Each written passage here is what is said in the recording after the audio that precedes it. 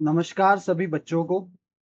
आज की जो हमारी क्लास होने वाली है वो जीपीएस और जीआईएस के ऊपर होने वाली है। ये क्लास नंबर सेकंड है। क्लास नंबर जो पहली थी वो रिमोट सेंसिंग के ऊपर थी और वो ऑलरेडी अपलोड कर दी गई है, तो आप उसको जा करके देख सकते हैं। आज हम बात करेंगे जीपीएस क्या होता है, इसका एग्रीकल्चर में क्या यूज है, किस तरीके से जीपीएस काम करता है, जीआईएस क्या होता है, ये किस तरीके से काम करता है और इसके क्या फंक्शन है इन एग्रीकल्चर, है ना। ये बहुत इंपॉर्टेंट टॉपिक हो जाते हैं। कभी कभी एक दो क्वेश्चंस हमें कोई भी जनरल एग्जामिनेशन में देखने को मिल जाते हैं। तो अगर आपको ये पता है कि जीपीएस क्या होता है जनरल और जीआईएस क्या होता है, कभी कभी तो इनके फुल फॉर्म से भी क्वेश्चन आ जाते हैं, तो आप क्वेश्चन आसानी से कर पाओगे। ठीक है, तो सबसे पहले हम किसकी बात करते हैं, जीपीएस की। What is GPS? तो इसका जो फुल फॉर्म होता है वो होता है ग्लोबल पोजीशनिंग सिस्टम, जिसको हम जीपीएस कहते हैं, है ना। ऑप्शन में वो बड़ा ही कंफ्यूज करने वाले आपको अलग अलग देता है। कभी आपको दे देगा जियोग्राफिकल पोजीशन सिस्टम, कभी आपको जियोग्राफिकल पोजीशनिंग सिस्टम दे देगा, कभी आपको ग्लोबल पोजीशन सिस्टम दे देगा। तो आपको याद रखना है कि ग्लोबल पोजीशनिंग सिस्टम ही है, जैसा है एज इट इज आपको याद करना है।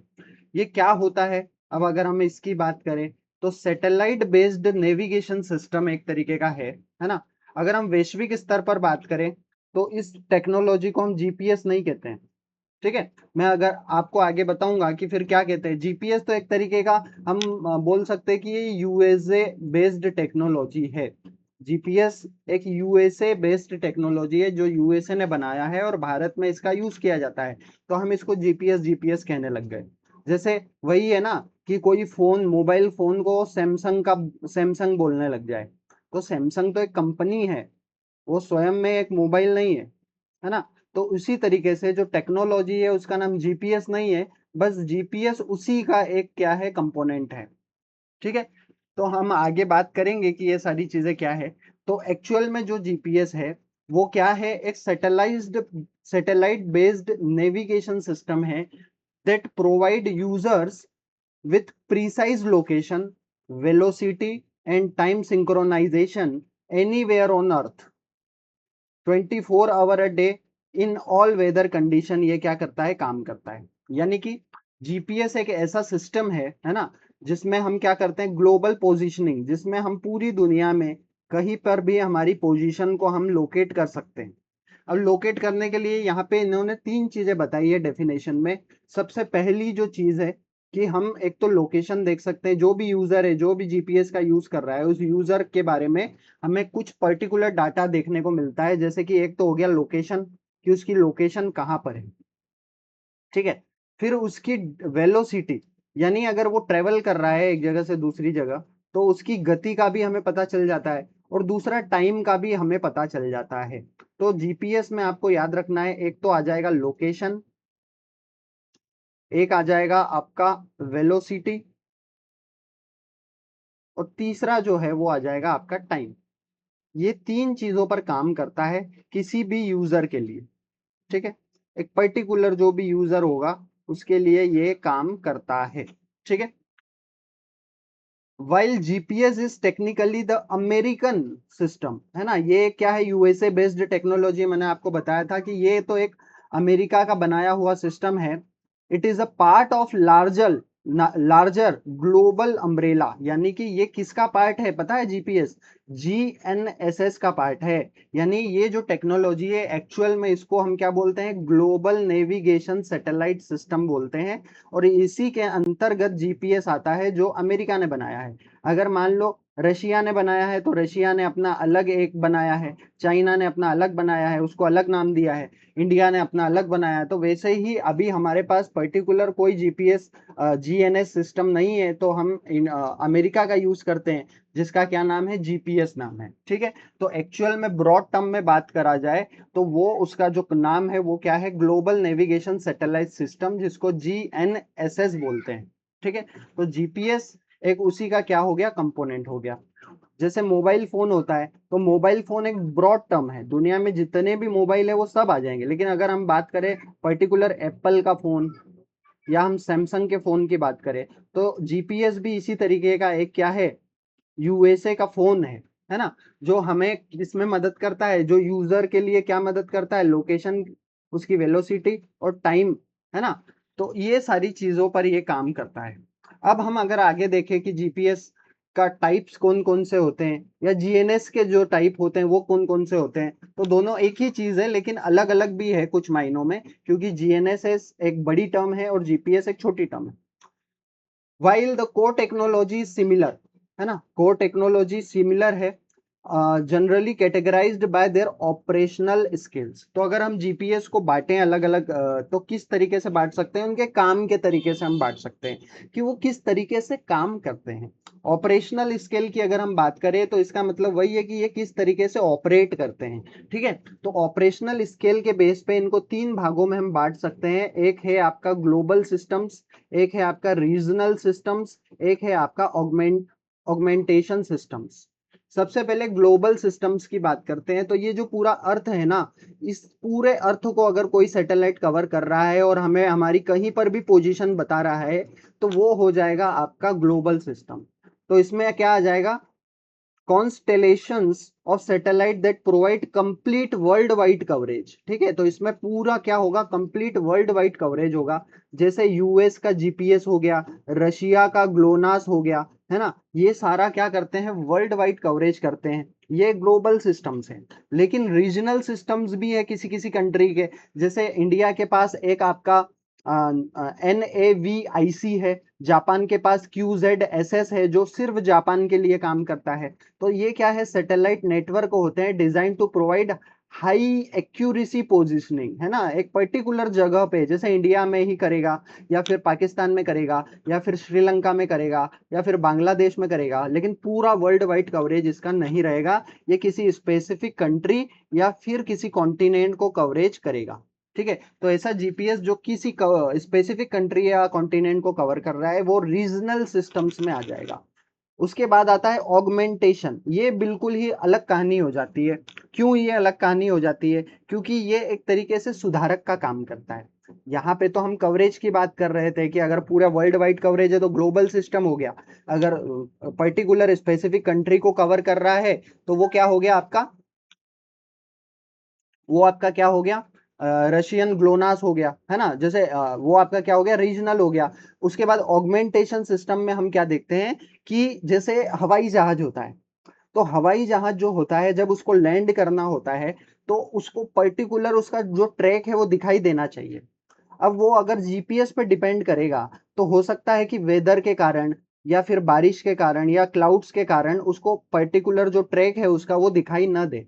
तो जीपीएस क्या होता है, कभी कभी एक्यूरेट नहीं हो पाता है ना, वेदर के कारण या किसी भी चीज के कारण अगर जीपीएस एक्यूरेट नहीं है तो जमीन पर हम कुछ अलग से एक्स्ट्रा हम क्या करते हैं, ग्राउंड लेवल पे सैटेलाइट बेस्ड सिस्टम्स को इंस्टॉल करते हैं, जो खास करके एविएशन में मदद करता है, या जो एविएशन कंपनीज होती है, एरोप्लेन की जो कंपनीज होती है, उनके द्वारा ये ऑपरेट किया जाता है ताकि जो लैंडिंग है एरोप्लेन की वो आसानी से हो सके। तो ये सुधारक का काम करता है। यानी कि जीपीएस अगर कोई त्रुटि कर देता है, मान लो किसी पर्टिकुलर चीज को बताने में, तो वहां पे उस त्रुटि को सुधारने का काम जो होता है वो ऑगमेंटेशन सिस्टम करता है।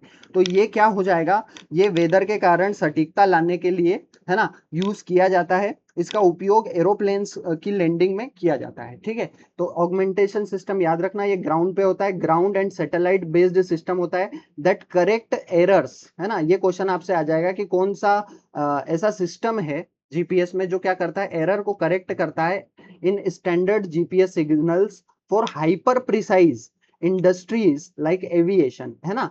तो हाइपर प्रिसाइज यानी कि बहुत ज्यादा सटीक इंफॉर्मेशन देने के लिए इसका यूज किया जाता है। जैसे एक WAS जो है यूएसए की जो है एक नेविगेशन सिस्टम है। फिर एक इग्नोस है जो यूरोप का है। तो इस तरीके से आपको याद रखना है। तो कितने टाइप हो गए, टोटल 3 टाइप हो गए। एक ग्लोबल सिस्टम हो गया, एक रीजनल सिस्टम हो गया, एक ऑगमेंटेशन सिस्टम हो गया। आगे अगर हम बात करें तो इसका वर्किंग प्रिंसिपल क्या होता है, देखो यहाँ से बहुत इंपॉर्टेंट चीज है, यहाँ से क्वेश्चन आने के भी चांसेस होते हैं, है ना। सबसे पहला क्वेश्चन तो यही आता है, एक तो होता है आपका 2D और एक होता है आपका 3D।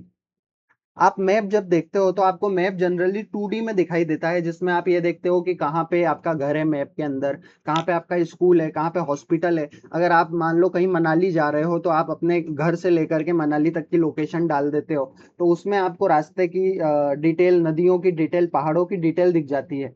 और मान लो अगर वो आपको 2D में दिख रहा है ना, ग्राउंड लेवल पे लेटीट्यूड और लॉन्गिट्यूड ही दिख रहा है, तो वो आपका क्या हो जाएगा, 2D हो जाएगा। और मान लीजिए आपको हाइट भी पता चल रही है कि भाई वहां पे मनाली जाते ही पहाड़ी एरिया आ जाएगा, और वहां पे कहाँ कहाँ पे पहाड़ी क्षेत्र है वो भी आपको 3D में दिखाई दे रहे हैं, तो वो आपका हो जाएगा 3D इमेजिंग। ठीक है, तो एक तो 2D इमेज आपको मिलती है, एक 3D इमेज मिलती है जीपीएस में। ठीक है, तो आप यहाँ पे आप देखिए कि GPS operates on surprisingly simple mathematical concept के ऊपर काम करता है। तो ये सिंपल मैथमेटिकल कॉन्सेप्ट के ऊपर किस तरीके से काम करता है, जिसको हम ट्राइलेटरेशन बोलते हैं, है ना। ये ट्राइएंगुलेशन में काम नहीं करता जिसमें हम एंगल्स देखते हैं, ये ट्राइलेटरेशन होता है। ठीक है, तो ये ट्राइलेटरेशन क्या होता है इसके बारे में भी हम आगे देखेंगे। तो वर्किंग प्रिंसिपल की अगर हम बात करें तो दो वर्किंग प्रिंसिपल होते हैं, जिसमें पहला जो होता है उसमें हम देखते हैं 3 सेगमेंट्स, है ना। जितने भी जीपीएस हम यूज करते हैं, जितने भी जीपीएस के अलावा भी और दूसरे दुनिया जो जीपीएस यूज करती है, उसमें 3 सेगमेंट्स आपको देखने को मिलते हैं। वो 3 सेगमेंट्स जो होते हैं कौन कौन से होते हैं, स्पेस सेगमेंट होता है, कंट्रोल सेगमेंट होता है, यूजर सेगमेंट होता है। दूसरा जो प्रिंसिपल है वो कौन सा है, वो ट्राइलेटरेशन का है। ठीक है, उसके बारे में भी बात करेंगे कि किस तरीके से सैटेलाइट्स की मदद से इमेज बनती है। ठीक है, तो सबसे पहले हम 3 सेगमेंट्स की बात करते हैं। सबसे पहले आता है स्पेस सेगमेंट। स्पेस सेगमेंट वो सेगमेंट होता है जिसमें हम सैटेलाइट्स की बात करते हैं। ठीक है, आसमान में जो सैटेलाइट्स है वो क्या करती है, broadcasting radio signals contacting their exact position and the precise time the signal was sent. ठीक है, तो ये क्या होता है, आसमान से जो सिग्नल्स होते हैं, जो रेडियो सिग्नल्स होते हैं, वहां से क्या होता है, रेडियो वेव्स के थ्रू वो जमीन पे आता है और हमें एग्जैक्ट किसका पता चल जाता है, हमारी पोजीशन का पता चल जाता है। लेकिन आप ही बताइए कि अगर मान लो स्पेस में कोई सैटेलाइट है, तो वो क्या डायरेक्ट हमारे पास आ रही है और हमें नेविगेट कर दे रही है, या उसको कंट्रोल करने के लिए कहीं ना कहीं पे कोई स्टेशन भी हो सकता है ना। क्योंकि देखिए, आप जितना भी फोन कॉल्स करते हो, या आप कहीं पे एक जगह से दूसरी जगह जाते हो, तो इतना डाटा जो होता है उसको कंट्रोल करने के लिए कहीं ना कहीं पे एक कंट्रोल सेगमेंट भी होता है। ठीक है, तो वो जो कंट्रोल सेगमेंट होता है वो आपका दूसरा सेगमेंट हो जाएगा, जिसको हम कंट्रोल सेगमेंट बोल देंगे। ये ग्राउंड स्टेशन होगा across the globe, they track the satellite, है ना, जिसका काम क्या होगा कि वो जो सैटेलाइट है उसकी पोजीशन को वो ट्रैक करेगा और मेंटेन करेगा देयर ऑर्बिट और क्लॉक एक्यूरेसी, है ना, कि उसमें जो टाइम है सैटेलाइट में वो एकदम सटीक तरीके से काम करे, इसको भी वो क्या करेगा, मेंटेन करेगा। तो कंट्रोल सेगमेंट एक होगा जो क्या करेगा, सैटेलाइट को कंट्रोल करेगा, उसका टाइम को कंट्रोल करेगा, उसकी ऑर्बिट को कंट्रोल मेंटेन करेगा, और उसको ट्रैक करता रहेगा कि वो सही तरीके से काम कर रहा है या नहीं कर रहा है। दूसरा स्पेस सेगमेंट मैंने आपको बता दिया कि सैटेलाइट है जो हमें सिग्नल्स दे रही है।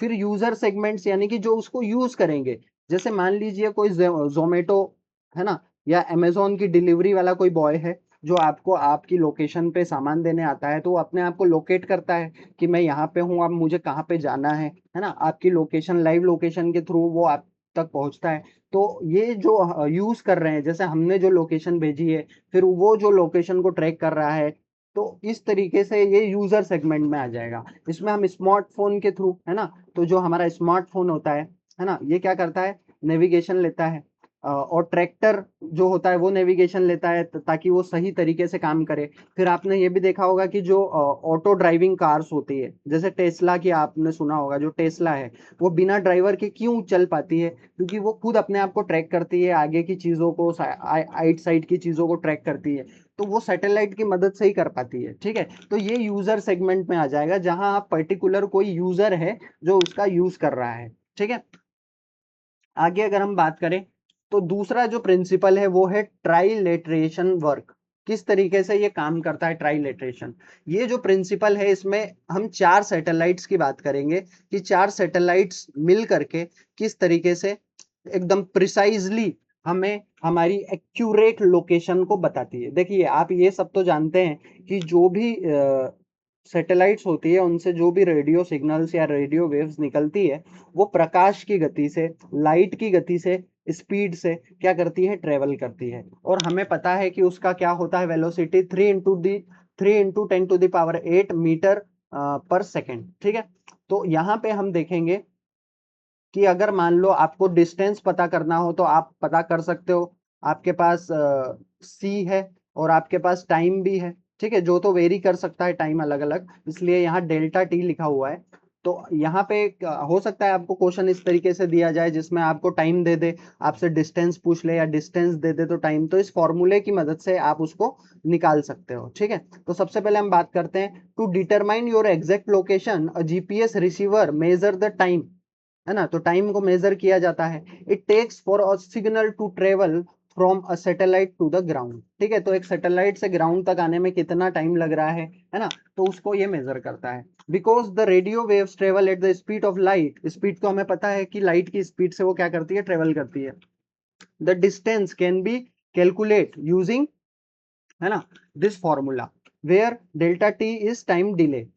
तो ये डेल्टा टी क्या बताता है कि टाइम कितना लग रहा है उस चीज को डिटेक्ट करने के लिए। अब इसमें 4 सैटेलाइट काम करती है जिससे हमें हमारी लोकेशन पता चलती है। यहाँ से क्वेश्चन आता है, अगर मान लीजिए आपसे पूछ ले कि 2D और एक 3D, मैंने अभी आपको बताया था, अगर 2D में आपसे पूछ ले कि हमें जो इन्फॉर्मेशन मिलती है वो 2D में अगर मिलती है तो उसमें कितनी सैटेलाइट्स काम करती है, तो उसमें 3 सैटेलाइट काम करती है। ठीक है, और अगर आपसे पूछ ले कि 3D में अगर हमें चाहिए इमेज तो उसके लिए कितनी सैटेलाइट्स काम करती है, तो उसमें 4 सैटेलाइट्स काम करती है।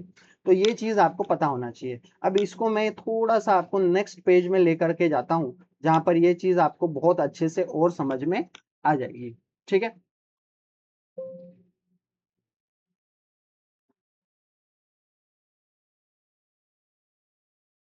यहाँ पे आप देख सकते हैं। ठीक है, जैसे मान लीजिए आपके पास एक ही सैटेलाइट है, इस तरीके की सैटेलाइट जो है वो आसमान में है। ठीक है, और एक सैटेलाइट है तो वो क्या करेगी, यहाँ पे हमारा अर्थ है, तो इस अर्थ के ऊपर एक स्पेसिफिक जगह पे एक सर्कल बनाएगी जिस सर्कल में आप हो सकते हैं, है ना। तो पहली सैटेलाइट का काम क्या है कि वो आपने जैसे ही जीपीएस को ओपन किया तो पहली सैटेलाइट का काम है कि वो आपके अराउंड एक सर्कल बनाएगी, और उस सर्कल के बीच में कहीं पर भी आप हो सकते हैं, लेकिन एग्जैक्ट वो बताएगी नहीं कि कहाँ पे आप हैं। यहाँ पे भी हो सकते हैं, यहाँ पे भी हो सकते हैं, कहीं पे भी हो सकते हैं। लेकिन दूसरी जो सैटेलाइट होगी वो भी एक सर्कल बनाएगी। ठीक है, इस तरीके से। इसको थोड़ा मैं और अच्छे से आपको डायग्राम बनाता हूँ। ठीक है, जैसे ये एक सैटेलाइट हो गया आपका, दूसरा सैटेलाइट यहाँ पे हो गया। ठीक है, ये आपका क्या हो गया, अर्थ हो गया। अब यहाँ से जो लाइट आई उसने मान लीजिए यहाँ पे एक सर्कल बनाया। ठीक है, ये, है ना, इस तरीके से उसने क्या किया, सर्कल बनाया। दूसरा सर्कल यहाँ पे बनाया इस सैटेलाइट ने, जो वेव्स आई।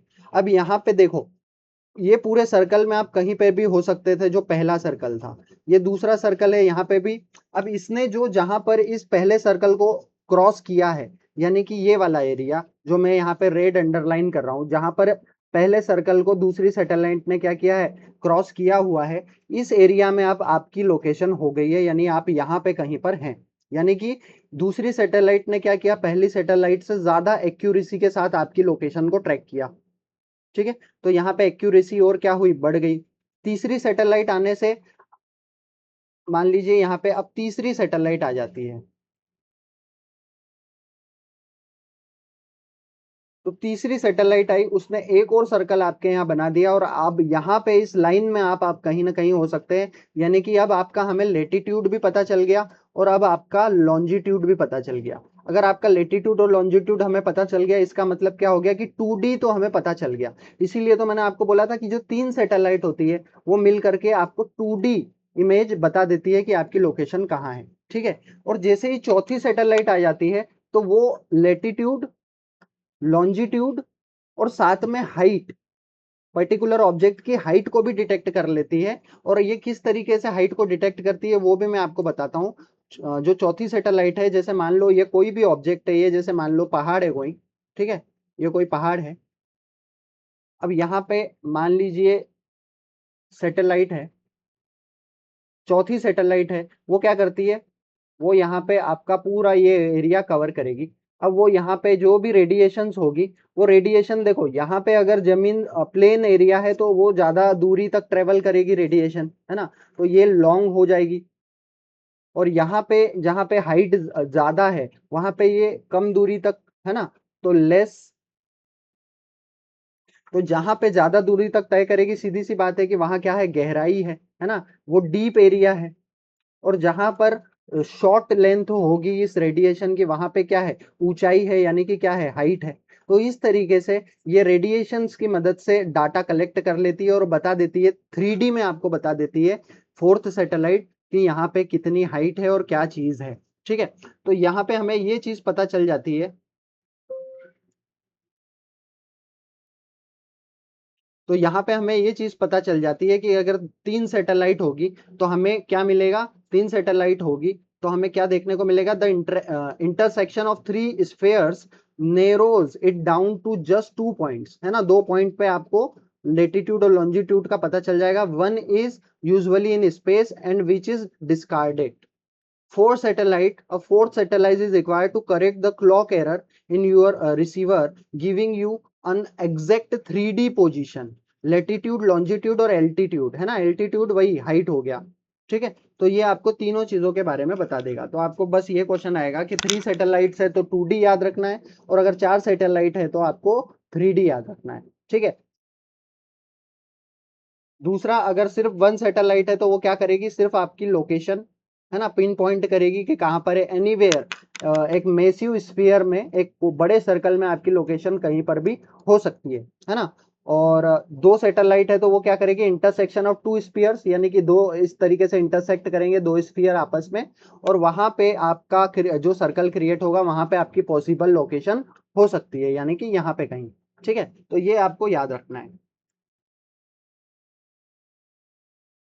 यहाँ पे भी मैंने एक डायग्राम लगाया है, जैसे यहाँ पे आपकी लोकेशन कहीं पे हो सकती है, जैसे यहाँ हो सकती है, यहाँ पे ये यूजर आ गया। अब ये 2 सर्कल आपस में क्या कर रहे हैं, इंटरसेक्ट, अब लोकेशन आपकी यहाँ हो सकती है। फिर 3 आते हैं तो वो आपकी लेटीट्यूड लॉन्जिट्यूड बता देता है। ठीक है, यहाँ पे जैसे 3 आते हैं तो लेटीट्यूड लॉन्जिट्यूड बता देता है, यहाँ पे आपका एल्टीट्यूड भी पता चल जाता है। तो ये आपको याद रखना है, यहाँ से क्वेश्चन आ सकता है। इंपॉर्टेंस की बात करें और यूजेस की बात करें, एग्रीकल्चर में इसका क्या यूज है, तो agriculture has been revolutionised by GPS, है ना। तो ये क्रांतिकारी चीज है एग्रीकल्चर के सेक्टर में। हम देख सकते हैं कि जीपीएस किस तरीके से प्रिसीजन फार्मिंग में बहुत ज्यादा मदद करता है। प्रिसीजन का मतलब क्या होता है, एकदम सटीक जानकारी देना। ठीक है,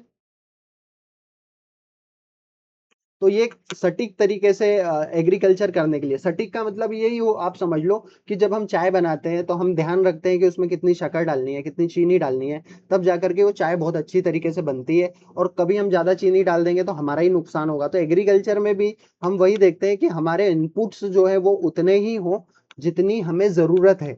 ज्यादा ओवर इनपुट्स हमें लगाने की जरूरत नहीं है, क्योंकि हमें आउटपुट तो ओवरऑल उतना ही मिलना है। और ये भी हो सकता है कि हम ज्यादा इनपुट लगाएं तो हो सकता है हमारा आउटपुट और कम हो जाए। लेकिन प्रिसीजन फार्मिंग में ये होता है कि हम सिर्फ उतनी ही चीजों, उतना ही इनपुट लगाते हैं जितनी हमें जरूरत है। तो ये हमें पता कैसे चलेगा, ये जीपीएस के थ्रू पता चलेगा। आगे हम देखेंगे कि किस तरीके से जीपीएस प्रिसीजन फार्मिंग में मदद करता है। अब practice focused on efficiency, cost cutting, देखो कॉस्ट कटिंग करता है, और दूसरा सस्टेनेबिलिटी भी बनाए रखता है। क्योंकि हम देखते हैं कि थोड़े से कीड़ों के कंट्रोल करने के लिए हम केमिकल का यूज कर देते हैं। हो सकता है कि हम कुछ कल्चरल प्रैक्टिस के थ्रू ही उनको क्या कर सकते हैं, बचा सकते हैं, फसल को हमारी बचा सकते हैं। तो वो हमें कहीं ना कहीं सस्टेनेबिलिटी भी देता है, कॉस्ट कटिंग भी हमारी करता है, और इफिशियंसी भी हमारी बढ़ाता है। अब बात करते हैं ऑटो स्टीयर। देखो मैंने अभी आपको ड्राइवरलेस गाड़ियों के बारे में बताया था, सेम वैसे ही ट्रैक्टर भी बिना ड्राइवर के एक अच्छी तरीके से क्या कर सकता है, खेत के अंदर प्लाविंग कर सकता है, अगर जीपीएस का हम यूज करें तो। ठीक है, ये एक तरीके से गाइडेंस सिस्टम की तरह काम करता है। ठीक है, GPS guided tractors can be drive themselves down straight rows with सब इंच एक्यूरेसी। ठीक है, उसको अगर हम पर्टिकुलर हमारा डाटा दे दे कि भाई इतना तुम्हें डेप्थ रखनी है, यहाँ पे सीट सोइंग करनी है, तो वो उसको पूरी तरीके से जीपीएस के थ्रू क्या करेगा, लोकेट करेगा, जगह को लोकेट करेगा, कहाँ पे फर्टिलाइजर देना है, कहाँ पे फर्टिलाइजर नहीं देना है, कहाँ पे सीड रखना है, कहाँ पे सीड नहीं रखना है, कहाँ पे स्प्रे करना है ड्रोन्स की मदद से, कहाँ पे नहीं करना है ना। ड्रोन्स में हम रिमोट कंट्रोल के थ्रू यूज करते हैं उसको, तो यहाँ पे जीपीएस के थ्रू ही तो ये काम करते हैं। तो यहाँ पे हमें एक चीज को देखना पड़ेगा, दिस प्रिवेंट ओवरलैपिंग रोज, है ना, कि मान लो कहीं पे यहाँ पे रो हमने एक ऑलरेडी बना दी है, तो ट्रैक्टर दूसरी रो बनाएगा, न कि उस रो में वापस से इंटर कर जाएगा, है ना। जबकि अगर मैन्युअली हम ऑपरेट करते हैं तो हमसे गलती हो सकती है, लेकिन जीपीएस में अगर हमने एक बार डेटा दे दिया, एक बार हमने उसको कमांड दे दी, फिर वो उसी तरीके से काम करेगा जिस तरीके से हमने उसे command the. Minimises skipped patches and reduce driver fatigue, ठीक है, तो जो ड्राइवर के द्वारा गलतियां होती है उसको भी वो कम कर देता है। वेरिएबल रेट टेक्नोलॉजी, है ना, farmer map their field during using GPS to identify which area have low nutrient, ठीक है, तो हम इसके मदद से ये देख सकते हैं कि हमारी पूरी जमीन में कहाँ पे न्यूट्रिएंट बहुत ज्यादा है, कहाँ पे कम है, तो उस तरीके से हम उसका यूज कर सकते हैं। Automated machinery then applies the exact amount of fertiliser, water, seeds needed for that specific square metre, preventing waste. तो वेस्ट से बचाने के लिए हम क्या कर सकते हैं, वेरिएबल रेट टेक्नोलॉजी का मदद कर सकते हैं जीपीएस के थ्रू। उसके बाद ईल्ड मैपिंग, है ना, कहाँ पे हम ये भी तो देख सकते हैं कि कहाँ पे हमारी ईल्ड अच्छी आ रही है, कहाँ पे हमारी ईल्ड खराब आ रही है। मान लो 1 एकड़ जमीन है, 1 एकड़ जमीन में कुछ एरिया ऐसा हो सकता है ना, कि भाई हमारा 100 मीटर स्क्वायर एरिया ऐसा है जहाँ पे बहुत ज्यादा कम ईल्ड आ रही है ना, तो वहां पे ऐसी क्या चीजें हैं कि वहां पे ईल्ड कम आ रही है, तो हम उसको आइडेंटिफाई करके उसका सॉल्यूशन निकाल सकते हैं। तो इसी को हम ईल्ड मैपिंग कहते हैं, ठीक है, ताकि हम नेक्स्ट प्लांटिंग सीजन में उसको क्या कर सके, यूज कर सके। लाइव स्टॉक ट्रैकिंग कर सकते हैं। GPS collars allow ranchers to monitor the location and health of cattle across massive remote pastures, ठीक है, तो ये लाइव स्टॉक ट्रैकिंग में भी मदद करता है, जिसमें हम लाइव स्टॉक की क्या कर सकते हैं, मॉनिटरिंग कर सकते हैं, उनकी हेल्थ की मॉनिटरिंग कर सकते हैं, ड्रोन स्काउटिंग कर सकते हैं, ठीक है। Drones equipped with multi spectral cameras and GPS fly autonomous paths to spot pest, है ना, ड्रोन्स की मदद से पेस्ट का पता लगाना, इरिगेशन लीक्स का पता लगाना, ताकि पूरी जो फसल है वो हमारी खराब होने से बचे, ठीक है। तो ये सारी चीजें जीपीएस में यूज की जाती है, और यहाँ से क्वेश्चन आ सकता है आपसे, वीआरटी का फुल फॉर्म पूछ लेगा, वेरिएबल रेट टेक्नोलॉजी, ठीक है। फिर दूसरा आपको ऑप्शन में दे देगा कि भाई जीपीएस का इसमें से क्या यूज हो सकता है ना। तो अगर आप जीपीएस का कॉन्सेप्ट समझ चुके हो कि जीपीएस किस तरीके से काम करता है, तो आपको इसके अलावा भी अगर वो यूजेज उसके दे देगा तो आप कर दोगे। तो आपको बस ये समझना है कि जीपीएस क्या होता है, उसका फुल फॉर्म क्या होता है, और वो काम किस तरीके से करता है, ठीक है। खास करके मैंने जो आपको 4 सैटेलाइट के फंक्शंस बताए कि पहली सैटेलाइट, दूसरी सैटेलाइट, तीसरी सैटेलाइट होती है तब क्या होता है, चौथी सैटेलाइट आती है तो 3D मैपिंग होती है, तो इस तरीके से आप इसको थोड़ा अच्छे से नोट्स भी बनाए तो इन चीजों का ध्यान रखें। अब मेजर ग्लोबल और रीजनल सिस्टम्स जो हमारे दुनिया में देखने को मिलते हैं, उनके बारे में हम थोड़ी चर्चा कर लेते हैं, कौन कौन से हैं। जैसे जीपीएस जो अभी हम इंडिया में यूज कर रहे हैं, ये यूनाइटेड स्टेट्स का है, जो 1978 में लॉन्च हुआ था। ये फुली ऑपरेशनल है, यानी कि पूरी दुनिया में यूज किया जाता है, ठीक है, और पूरी दुनिया का इसके पास कवरेज है, तो ये एक तरीके से हम ग्लोबल सिस्टम इसको बोल सकते हैं, ठीक है। यहाँ पे ग्लोनास भी एक ग्लोबल सिस्टम है, गैलीलियो भी एक ग्लोबल सिस्टम है, और बुई डोऊ भी एक क्या है, बीडीएस जिसको बोलते हैं, वो भी एक ग्लोबल सिस्टम है। इसमें ग्लोनास रशिया का है, गैलीलियो यूरोपियन यूनियन का है, और जो डोई है वो चाइना का है। अब इसमें आपको याद रखना है, ग्लोनास 1982 में आया था, गैलीलियो 2011 में आया था, और जो चाइना वाला है वो 2000 में आया था, ठीक है, बीडीएस 1 जिसका नाम था। ये चारों ही क्या है, ग्लोबल हैं, ये आपको याद रखना है। इनके अलग अलग फंक्शंस है ना, जैसे ये developed as a Soviet alternative to GPS, GPS का अल्टरनेटिव के तरीके, जैसे ये 78 में आया था ना, तो उसके कुछ ही साल बाद, 4 साल बाद ग्लोनास रशिया ने क्या किया था, लॉन्च किया था। इसमें कितनी सैटेलाइट्स होती है ये भी याद रखना। यहाँ पे जीपीएस में जैसे आप देखोगे तो 24 से 31 सैटेलाइट होती है, ऑर्बिटिंग एट 20,200 किलोमीटर तक ऑर्बिट में ये घूमता है। It provide standard civilian signal and encrypted military codes, ठीक है। तो इसमें क्या होते हैं, बहुत सारे इंक्रिप्टेड मिलिट्री कोड्स होते हैं और उनको ये लोकेट करता है। Developed as a Soviet alternative to GPS, it utilises 24 plus satellites. यहाँ पे भी आपको 24 सैटेलाइट याद रखना है, ठीक है। It is particularly effective in high northern altitude. जो हाई नॉर्दर्न एल्टीट्यूड होता है वहां पे ये बहुत ज्यादा क्या होता है, इफेक्टिव होता है। आपको पता होना चाहिए लेटीट्यूड क्या होता है और लॉन्जिट्यूड क्या होता है। जो अर्थ होता है उसको अगर हम इस तरीके से हॉरिजॉन्टल बांटते हैं तो उसको हम लेटीट्यूड बोलते हैं, और इस तरीके से खड़ी लाइन अगर हम खींचते हैं अर्थ के ग्लोब के साइड पे तो उसको हम लॉन्जिट्यूड बोलते हैं, ठीक है। और ये जो सबसे बीच में होती है इसको हम क्या बोलते हैं, भूमध्य रेखा। उसके ऊपर आपका ट्रॉपिक ऑफ कैंसर होता है जिसको हम कर्क रेखा बोलते हैं, और उसके नीचे जो होता है ट्रॉपिक ऑफ कैप्रिकॉन होता है जिसको हम मकर रेखा बोलते हैं, ठीक है। और इन्हीं के क्रॉस से जहां पे पॉइंट होता है इन्हीं को हम लेटीट्यूड लॉन्गिट्यूड के अलग अलग नंबर्स होते हैं, ठीक है। तो इस लेटीट्यूड, ये अगर हम बात करें नॉर्थ स्फीयर, मतलब कि एक तो ये तो आपका साउथ हो गया, ऊपर वाला जो हिस्सा होगा ग्लोब का वो क्या होगा, नॉर्थ हो गया। तो ये हाई नॉर्थ लेटीट्यूड में यानी ऊंचाई पर अच्छे से काम करता है। Due to this its orbit inclination. Galileo की बात करें तो ये भी highly precise civilian control system है। Unlike US and Russian military control, it offers accurate down to a few centimetre of premium users, ठीक है। तो अगर इसका आप प्रीमियम यूजर हैं तो आपको कुछ सेंटीमीटर्स तक की भी ये एक्यूरेसी दे देता है। उसके बाद चाइना का जो है, evolve from regional system into a massive global network. तो जो चाइना का ये जो सिस्टम है बीडीएस, ये जब लॉन्च हुआ था तो ये एक रीजनल सिस्टम था, लेकिन बाद में इसको मैसिव ग्लोबल नेटवर्क में कन्वर्ट कर दिया गया है ना 2020 में। और यूटिलाइजिंग ओवर 30 सैटेलाइट्स, आज के टाइम पे ये 30 सैटेलाइट्स को यूज करता है, including geostationary ones. Offer unique short message text service, ठीक है। इसमें शॉर्ट मैसेज भेजने की भी एक क्या होती है, यूनिक क्या होता है इसमें, सर्विस होता है।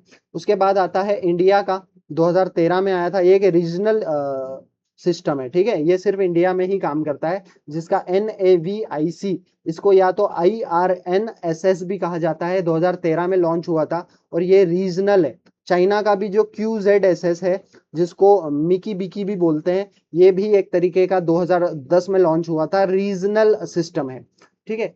यहाँ पे 7 से 8 सैटेलाइट होते हैं। तो डायरेक्ट क्वेश्चन आएगा कि जो नेव आईसी है या IRNSS है इंडिया का, जो कि एक रीजनल ऑपरेशनल सिस्टम है, ये 2013 में लॉन्च हुआ था। और इसमें कितने सैटेलाइट होते हैं तो आपको याद रखना है, 7 से 8 सैटेलाइट इसमें होते हैं। और इसको डिजाइन किया गया है to cover India and up to 1500 kilometre beyond its borders. It uses dual frequency, यानी कि L5 और S बैंड्स के थ्रू ये क्या करता है, डुअल फ्रीक्वेंसी को क्या करता है, यूज करता है फॉर सुपीरियर अर्बन एक्यूरेसी, ठीक है। यानी कि अर्बन में अगर हम लंबी लंबी बड़ी बड़ी बिल्डिंग्स की बात करते हैं तो उनमें भी ये अच्छी तरीके से काम करता है। जापान का जो है quasi zenith system, that utilise high inclined orbit, at least one satellite is always directly overhead in Japan. एक सैटेलाइट इसमें ऐसा होता है जो जापान के ऊपर ही होता है ना, जो उसके ऊपर क्या करता है, एटलीस्ट एक सैटेलाइट इसमें क्या होता है, उसके ऊपर डायरेक्टेड होता है। Ensuring GPS signals aren't blocked by skyscrapers और माउंटेन्स। अब हम बात करेंगे GIS की, ठीक है। अब GIS क्या होता है भाई, तो GIS की अगर हम बात करें, इसका जो फुल फॉर्म होता है, पहले तो यहां से क्वेश्चन आता है। GPS का हमने देखा था ग्लोबल पोजीशनिंग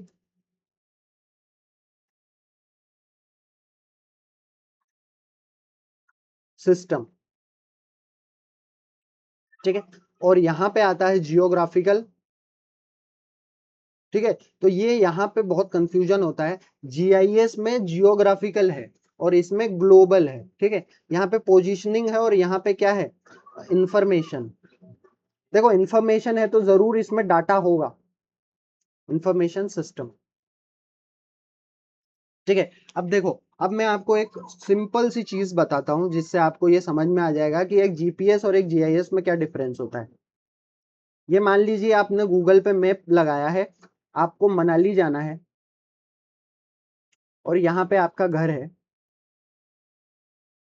ठीक है। अब आपको घर से मनाली जाना है तो आप किस रास्ते से होते हुए जाएंगे, ठीक है। मान लो ये आपकी डेस्टिनेशन है, अब अभी आपकी जो करंट लोकेशन है वो कहाँ पर है, तो करंट लोकेशन अभी ये है, तो इसको जो ट्रैक कर रहा है वो कौन कर रहा है, वो कर रहा है जीपीएस। और ये जो सारी चीजें आपको दिख रही है कि यहाँ पे रामलाल की दुकान है, यहाँ पे कोई पहाड़ है, ठीक है, और यहाँ पे कोई नदी है, तो ये जो सारी चीजें आपको दिख रही है, यहाँ पे मनाली है ना, तो ये जो सारी चीजें दिख रही है ना, ये किसका डाटा है, ये जीआईएस है, ये इंफॉर्मेशन सिस्टम है, ठीक है। तो जीआईएस और जीपीएस में यही अंतर होता है कि एक तो ग्लोबल में आपकी पूरी दुनिया में आपकी क्या पोजीशन है वो बताएगा, जिसको हम ग्लोबल पोजीशनिंग सिस्टम बोलते हैं। दूसरा, ये जो इंफॉर्मेशन देगा, है ना, जियोग्राफी की आपको इंफॉर्मेशन देगा, उसको हम बोलेंगे जियोग्राफिकल इंफॉर्मेशन सिस्टम, ठीक है। तो मैप में दोनों चीजें काम करती है।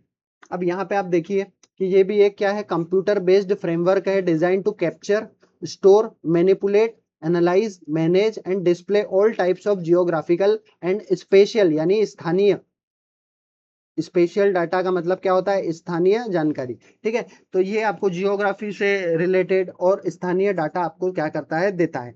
तो एक कंप्यूटर आधारित क्या है, ये फ्रेमवर्क है जिसका उपयोग पृथ्वी पर मौजूद विभिन्न प्रकार के भौगोलिक और स्थानीय डाटा को एकत्र करने, स्टोर करने, जांचने, प्रबंधित करने और मानचित्र जैसे मैप के रूप में प्रदर्शित करने के लिए किया जाता है।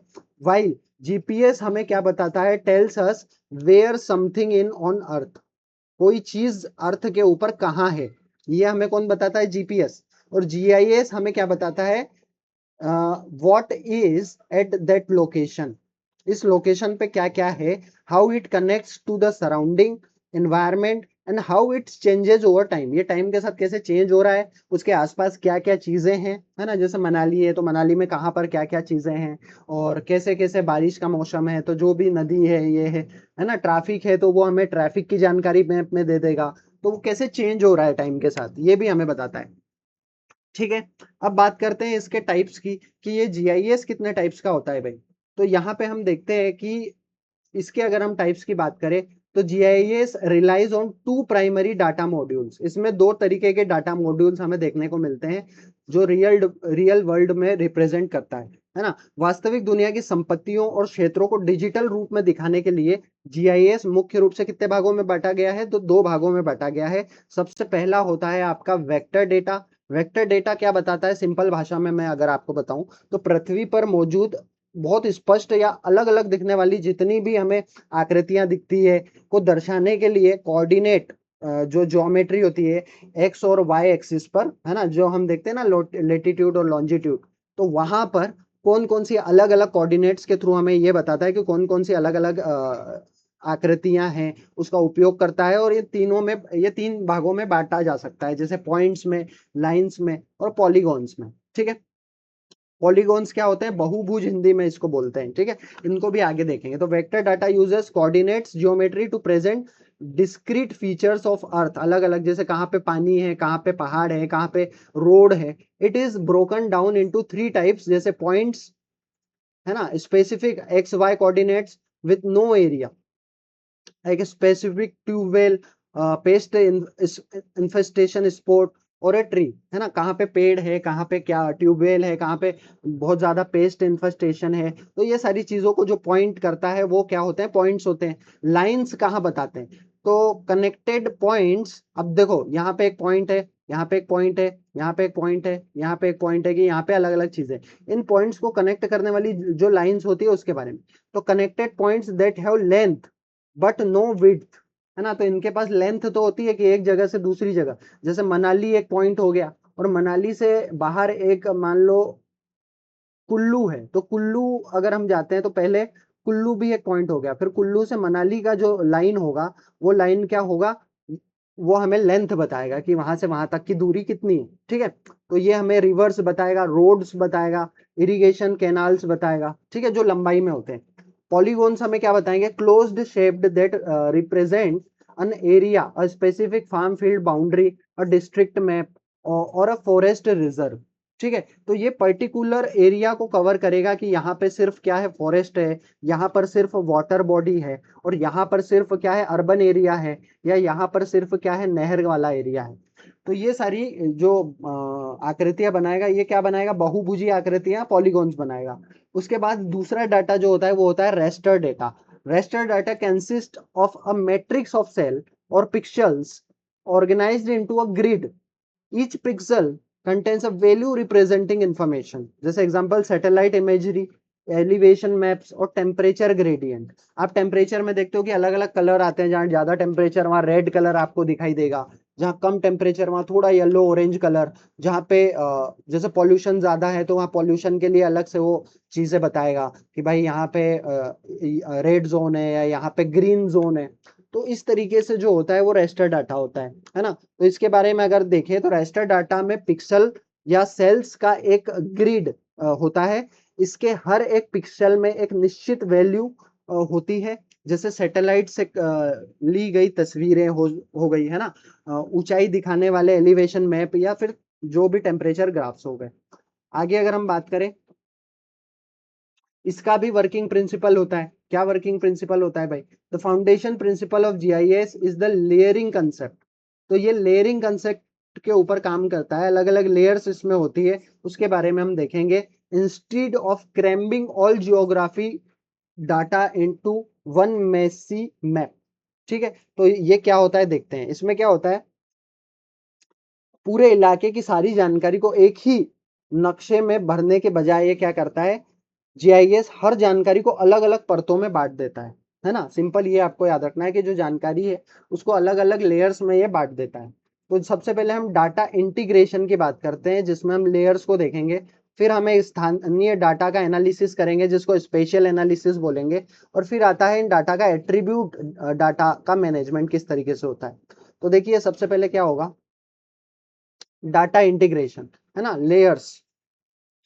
एक जो जियोग्राफिकल इंफॉर्मेशन सिस्टम का प्रोजेक्ट है, stocks individual layers on top of each other precisely, है ना। यानी कि एक जीआईएस प्रोजेक्ट में अलग अलग थीमेटिक परतों को एक के ऊपर एक व्यवस्थित तरीके से रखा जाता है। इस तरीके से आप समझो, ये सभी परतें एक ही कोऑर्डिनेट सिस्टम में क्या होती है, आपस में जुड़ी होती है। उदाहरण के लिए जैसे सबसे पहले तो टोपोग्राफी आ गया, है ना। जैसे जमीन है तो उसके बारे में बताएगा कि वहां एलिवेशन कितनी है, हाइट कितनी है, समुद्र तल से ऊंचाई कितनी है। फिर आपको एक लेयर, तो ये सबसे ऊपर वाली लेयर हो गई। फिर डीप में जाएंगे तो हमें पता चलेगा कि यहाँ पे पर्टिकुलर सॉइल टाइप क्या है। फिर हमें पता चलेगा कि सॉइल टाइप का हम यूज कैसे कर सकते हैं, कौन सी क्रॉप को यहाँ लगा सकते हैं। और फिर हमें पता चलेगा कि स्ट्रीट्स और इंफ्रास्ट्रक्चर क्या क्या इसमें है।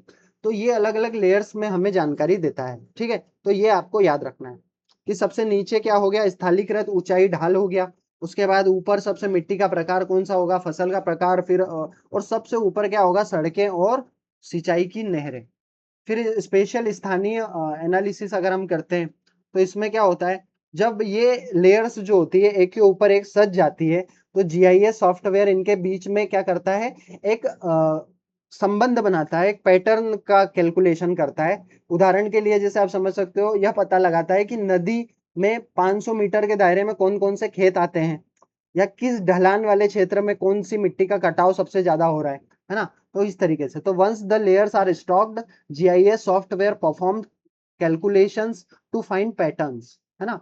It can calculate distances, identify overlaps, buffer areas. Example, find all field within 500 metre में जो भी रिवर्स आ रही है उनके आसपास कौन कौन से खेत आ रहे हैं ना, कौन कौन सी फील्ड आ रही है। और जो रन ऑफ वाला एरिया है वहां पे कहाँ पे प्रिडिक्टिव मॉडल्स को ये बताता है। ठीक है, तो ये आपको पता होना चाहिए कि कहाँ ढलान वाला एरिया है और कहाँ पे मिट्टी का कटाव हो रहा है। तो इस तरीके से स्पेशल किसी पर्टिकुलर जगह का एनालिसिस करता है। फिर डाटा एट्रीब्यूट डाटा मैनेजमेंट क्या होता है, ये आपका तीसरा प्रिंसिपल है। Behind every visual map layer is a attribute table, है ना। एट्रीब्यूट टेबल यानी कि एक डाटा बेस उसका तैयार होता है। If a polygon represent a farm field, मान लो कि कोई पॉलीगॉन है, मैंने अभी आपको पॉलीगॉन समझाया था, है ना, कि पॉलीगॉन में क्या होता है कि बहुभुज से आपको एक पूरा आकृति का पता चल जाता है, उस एरिया का, पर्टिकुलर एरिया का, कि वहां पे कोई जैसे फार्म फील्ड है तो उसका क्या है ना, it attribute table hold data like honours name, है ना, कि इस पर्टिकुलर जो फार्म है ये किसका है। जैसे आप पटवारी के पास जाते हो तो वहां पे आपको पता चल जाएगा कि उसके पास जो मैप होता है ना, उसमें लिखा होता है कि ये जो एरिया है गांव का, इसमें ये जो जमीन है ये किसकी है, यहाँ पे जो सॉइल टाइप है वो किस टाइप की है, इसकी क्रॉप हिस्ट्री क्या है, और लास्ट ईयर इसमें कितनी यील्ड आई थी। तो इस तरीके से चीजों का पता चलता है, उसको बोलते हैं एट्रीब्यूट डाटा मैनेजमेंट। इसका भी इंपॉर्टेंस और यूजेस की बात करें अगर, तो इसमें हम क्या देखते हैं, अगर जीपीएस को हम अभी जो मॉडर्न एग्रीकल्चर की इसमें देखें, है ना, यानी कि if GPS is the eye and ears of precision farming, gathering coordinates, GIS is the brain that process that data to make smart decisions। ठीक है, तो अगर हम बोलते हैं if GPS is the eyes and ears, यानी कि अगर GPS आंख है और कान है प्रिसीजन फार्मिंग के लिए, तो GIS क्या है, उसका ब्रेन है। क्यों भाई, क्योंकि जीपीएस हमको क्या बताता है, लोकेशन बताता है, ठीक है, कि यहाँ पे क्या क्या कहाँ पे कौन सी लोकेशन है। लेकिन जीआईएस हमें क्या बताता है, ब्रेन, यानी कि हमें कौन सी फसल लगानी चाहिए, यहाँ पे मिट्टी का प्रकार कौन सा है ना, ये सारी चीजें हमें बताता है। तो हमें स्मार्ट डिसीजन लेने के लिए जीआईएस मदद करता है। जैसे प्रिसीजन फार्म मैपिंग में हमें मदद करता है, ठीक है,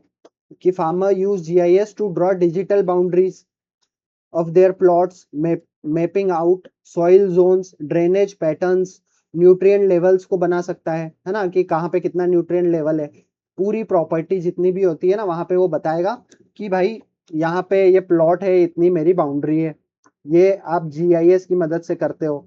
उसके बाद यहाँ पे सॉइल है तो ये सॉइल कैसी है, उसके बाद यहाँ पे ड्रेनेज का पैटर्न है तो वो कैसा है, यहाँ पे न्यूट्रिएंट लेवल पर्टिकुलर एरिया में कैसा है। तो इसी को प्रिसीजन फार्म मैपिंग बोलते हैं। क्रॉप प्रोग्रेस मॉनिटरिंग करते हैं, इसमें हम देखते हैं कि भाई by integrating satellite imagery like NDV indices, मैंने आपको एनडीवीआई पढ़ाया है लास्ट क्लास में, देखना रिमोट सेंसिंग में एनडीवीआई कैसे निकालते हैं, इसकी रेंज कहाँ से कहाँ तक होती है, सारी चीजें आपको बताइए। तो इसका यूज हम करते हैं जीआईएस के साथ मिला करके, है ना। एग्रोनोमिस्ट क्या करते हैं, can track crop health across entire district, identifying where plants are stressed due to water and nitrogen deficiency, है ना। तो ये एग्रोनोमिस्ट को बड़ा हेल्पफुल होता है कि भाई कहाँ पे प्लांट की जो है ग्रोथ नहीं हो पा रही है, कहाँ पे पानी की कमी है, कहाँ पे नाइट्रोजन की कमी है। तो ये सारी चीजों को देखने के लिए हम क्रॉप प्रोग्रेस मॉनिटरिंग करते हैं, जिसको जीपीएम बोलते हैं।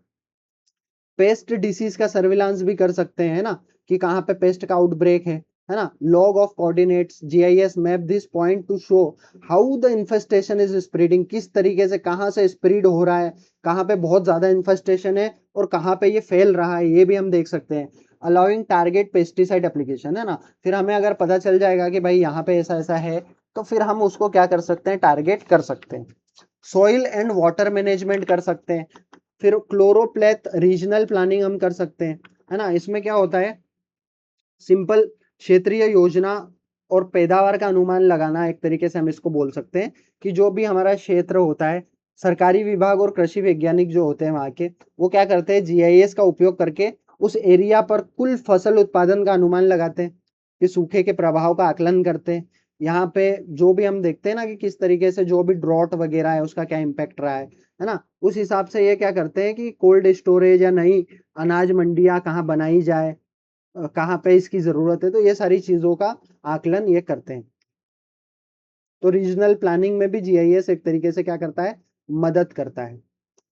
फिर हम अगर बात करें कौन कौन से अलग अलग सॉफ्टवेयर्स हैं, है ना, तो यहाँ पे हम देखते हैं कि जीपीएस के विपरीत जो देशों की सरकार और सैटेलाइट द्वारा नियंत्रित होता है ना। जीपीएस तो हम देखते हैं कि कोई देश की गवर्नमेंट है या कोई सैटेलाइट नियंत्रण कर रही है, लेकिन जीआईएस एक सॉफ्टवेयर इकोसिस्टम ऐसा है जो क्या करता है, जिसे विभिन्न कंपनियों और ओपन सोर्स द्वारा क्या किया जाता है, मैनेज किया जाता है। आप देखोगे कि मोबाइल में बहुत सारे आपको जीआईएस वाले मैप मिल जाएंगे, जिसके थ्रू आप मैपिंग कर सकते हैं, है ना। तो जीपीएस तो किस कौन नेशनल गवर्नमेंट हो गया, सैटेलाइट आपको क्या कर रही है, कंट्रोल कर रही है। लेकिन जीआईएस एक ओपन इकोसिस्टम है, ये भी आपको याद रखना है कि जीपीएस तो कंट्रोल्ड इन्वायरमेंट में होता है, लेकिन जीआईएस क्या होता है, आपका ओपन इकोसिस्टम में होता है। सॉफ्टवेयर प्लेटफॉर्म्स अलग अलग प्राइवेट कंपनी डेवलप करती है, रिसर्च बॉडीज डेवलप करती है ना, जैसे कोई आईसीआर हो गया। उसके बाद ओपन सोर्स कम्युनिटीज हो सकती है जो डेवलप करती है। यहाँ पे हम देखते हैं, जैसे एक तो आर्क जीआईएस है जो इसरी यूएसए का है, 1982 में ये लॉन्च हुआ था। ये कमर्शियल है, डेस्कटॉप और क्लाउड इसका क्या है टाइप है, मतलब इस पे यूज किया जाता है। Global industry standard for professional spatial analysis, it handles massive database and features advanced toolboxes of geostatistics, hydrology and remote sensing classifications. ठीक है, उसके बाद आता है QGIS, जिसको हम क्वांटम जीआईएस भी बोलते हैं। ये भी एक ओपन सोर्स कम्युनिटी ने डेवलप किया है और 2002 में डेवलप हुआ है। ये फ्री है, ओपन सोर्स है ना, desktop. The powerful completely free alternative to ArcGIS. It supports almost all vector and raster formats and has a massive library of user created plugins tailored specific for forestry और agriculture में इसका क्या किया जाता है, use किया जाता है।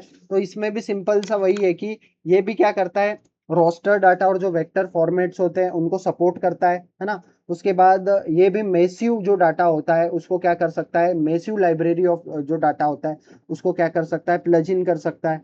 और एग्रीकल्चर फॉरेस्ट्री में इसका यूज होता है। फिर आपने गूगल अर्थ तो देखा ही होगा जो आपके फोन में होगा, है ना, जिसको गूगल ने डेवलप किया था 2010 में। ये भी क्लाउड बेस्ड प्लेटफॉर्म होता है। ये एक प्लेनेटरी स्केल प्लेटफॉर्म है for environmental data analysis. It allows researcher to write scripts to analyse decades of global satellite imagery like Landsat and Sentinel instantly for crop tracking without downloading heavy files. ठीक है, तो इसमें भी हम crop trekking कर सकते हैं without downloading heavy files. फिर आता है एडाज इमेजिन। ये आपको डायरेक्ट नाम याद कर लेना है कि कौन सा जीआईएस का सॉफ्टवेयर है ना, और ये कब लॉन्च हुआ था। ठीक है, और इसको किसने लॉन्च किया था, और ये फ्री है, ओपन सोर्स है, या फिर कमर्शियल है ना, रिमोट सेंसिंग में यूज किया जाता है। तो यहीं से क्वेश्चन आते हैं। ठीक है,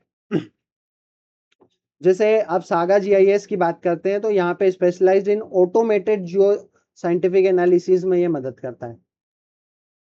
It is features highly advanced tools for digital soil mapping में मदद करता है, टेरेन एनालिसिस में मदद करता है, मॉडलिंग सॉइल मॉइस्चर को देखता है, सॉइल इरोजन को देखता है। तो सॉइल से रिलेटेड इसमें चीजें आपको देखने को मिलती है। ठीक है, तो ये जितना भी था ये जीआईएस से रिलेटेड था। ये आपको अच्छे से पढ़ लेना है, यहाँ से एक भी क्वेश्चन आउट नहीं जाएगा। अगर आपको ये क्लासेस अच्छी लग रही हैं तो आपको इंस्टाग्राम पे हमारा पेज जो है कल्टिवा एकेडमी 247, इसको भी फॉलो कर लेना है। इसमें भी हम अलग अलग इंफॉर्मेशन देते रहते हैं, क्लासेस से रिलेटेड, नई नई टेक्नोलॉजी से रिलेटेड। और हमारे वीडियोस यूट्यूब पे आ रहे हैं तो आप हमारे चैनल को भी सब्सक्राइब कर सकते हैं। ठीक है, बाकी आपको अगर इसकी पीडीएफ चाहिए तो आप कमेंट कर दीजिए, मैं आपको डिस्क्रिप्शन बॉक्स में व्हाट्सएप पर इसकी पीडीएफ अवेलेबल करवा दूंगा। Thank you.